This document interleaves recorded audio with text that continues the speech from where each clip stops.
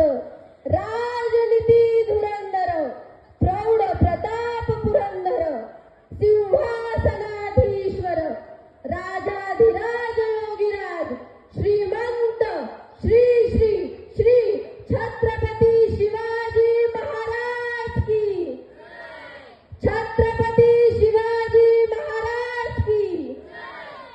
नमस्कार। आदरणीय व्यासपीठावरील उपस्थित मान्यवर मंडळी, पदाधिकारी, प्राचार्य आणि येथे जमलेल्या माझ्या शिवभक्त बंधू भगिनींना माझा मानाचा मुजरा। मी किरण सूर्यकांत माने, सध्या FY BSc CA या वर्गात शिकते। मित्रांनो, आज 6 मार्च 2026 शिवरायांची 396वी तिथीनुसार जयंती साजरी करण्यासाठी आपण येथे जमलो आहोत। मित्रांनो, आज इतिहास पुन्हा एकदा बोलतो आहे। शिवरायांच्या विचारातून नवा प्रकाश झळकतो आहे। ही केवळ जयंती नाही, ही प्रेरणेची हाक आहे आणि स्वाभिमान स्वराज्य आणि माणुसकीची ही वाट आहे। मित्रांनो, आई जिजाऊच्या संस्कारातून घडला असा हा महान राजा,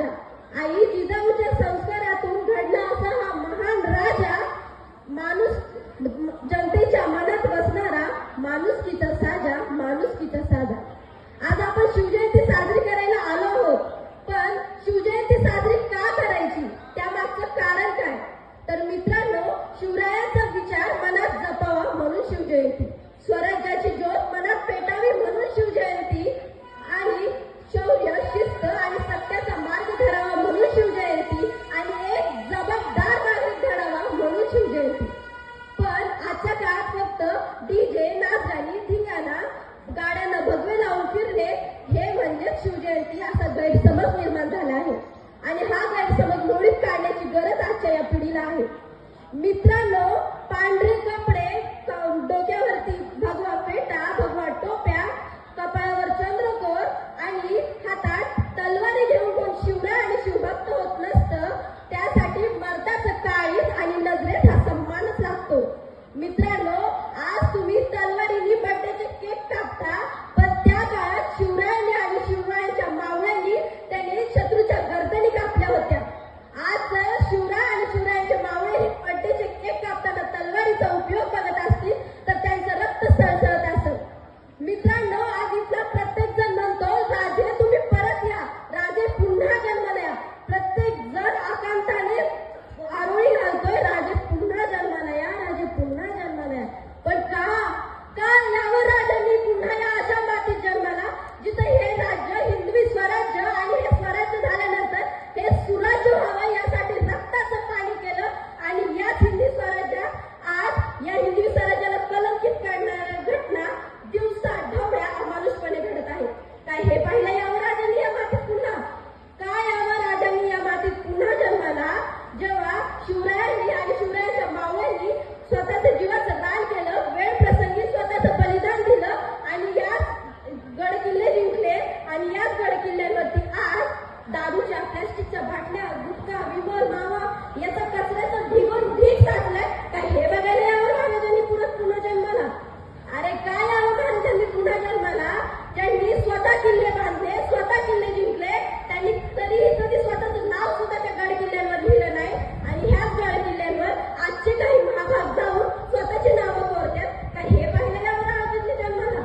अरे काय यावं राजांनी या मातीत जन्माला, जिथं स्त्रियांना आदर मिळावा, सन्मान मिळावा म्हणून वयाच्या अवघ्या 17व्या वर्षी स्त्रीची आबरू लुटणाऱ्या गुजर पाटलाचा चौरंग करून सोडला, त्यानंतर काहींचा गडलोट केला, आणि काहींचं तर भर चौकात शिक्षा दिली। हे एवढं सगळं केलं शिवरायांनी हिंदवी स्वराज्य स्थापन व्हावं म्हणून, आणि या अशा हिंदवी स्वराज्याला कलंकित करणाऱ्या घटना आज घडत आहेत। काय हे पाहिलं यावं शिवरायांनी पुन्हा जन्माला?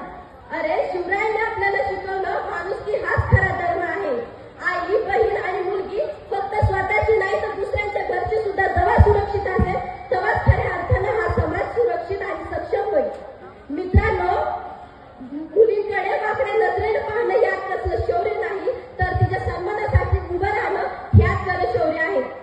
आज इथल्या प्रत्येकाला शिवभक्त, शिवरायांसारखं व्हायचंय, पण फक्त व्हायचंय, कोणाची इच्छा, फक्त इच्छाच उतुदार